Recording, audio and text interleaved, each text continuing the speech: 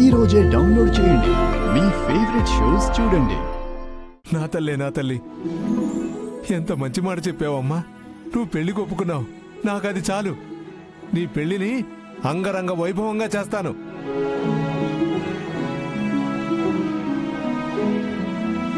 అరే విహారి, అల్లుడు, ఏర్పాట్లో ఏ లోటు ఉండకూడదు. మన స్థాయికి తగ్గ సంబంధం చూసి నీకు పెళ్లి చేస్తానమ్మా. అలాగే తాతయ్య, ఏర్పాట్లన్నీ నేను చూసుకుంటాను. ఎక్కడ కాంప్రమైజ్ కాకుండా నీ పెళ్లి చేస్తాం అంబిక. నువ్వు పెళ్లి కొప్పుకోగానే నాన్న మొహంలో సంతోషం వెలిగిపోతుంది, చూసావా? నాన్న, ఈ పెళ్లికి నాదో కండిషన్. ఏంటమ్మా? పెళ్లి కొడుకు గాని పెళ్లి కాని నాకు నచ్చిన వాళ్లతో నాకు నచ్చినట్టు మాత్రమే జరగాలి. నువ్వు పెళ్లికి ఒప్పుకోవడమే మాకు 10,000 నీ ఇష్ట ప్రకారమే పెళ్లి జరిపిస్తాం.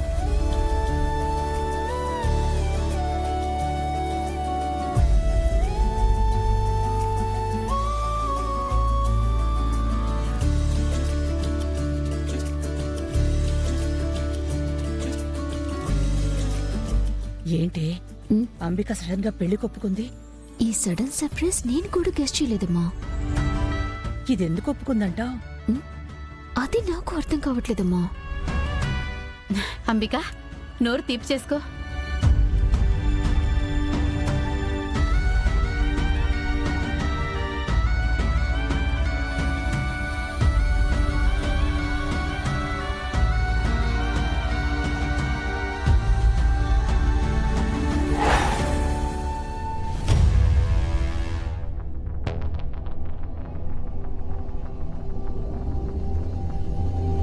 లక్ష్మి, రేపు ఉదయం రెడీగా ఉండు.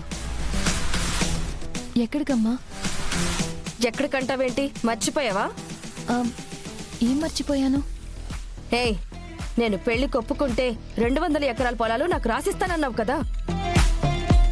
రిజిస్ట్రేషన్ ఆఫీస్కి వెళ్దాం.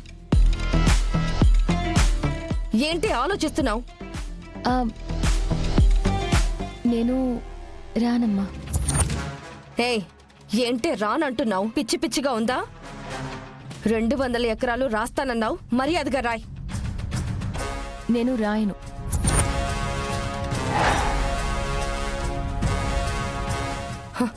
ఎందుకు రాయివే?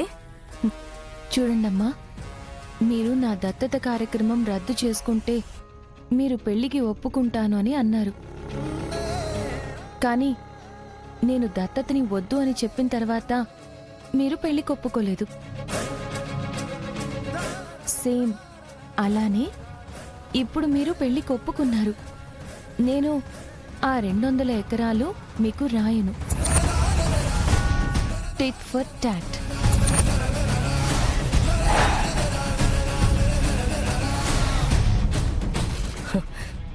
నీ నుంచి ఆ 200 ఎకరాలు ఎలా తీసుకోవాలో నాకు బాగా తెలుసు. మీరు ఏం చేసినా వాటిని మీకు దక్కనివ్వను. నాతో ఛాలెంజ్ చేయకు. ఛాలెంజ్లు శపథాలు ఎందుకమ్మా? ఎలాగూ పెళ్లికి ఒప్పుకున్నారు. చక్కగా పెళ్లి చేసుకుని గంపెడు పిల్లల్ని కంటే మీరు వేరే ఏవి ప్లాన్ చేయడానికి టైమే ఉండదు. అందరూ ప్రశాంతంగా ఉంటారు.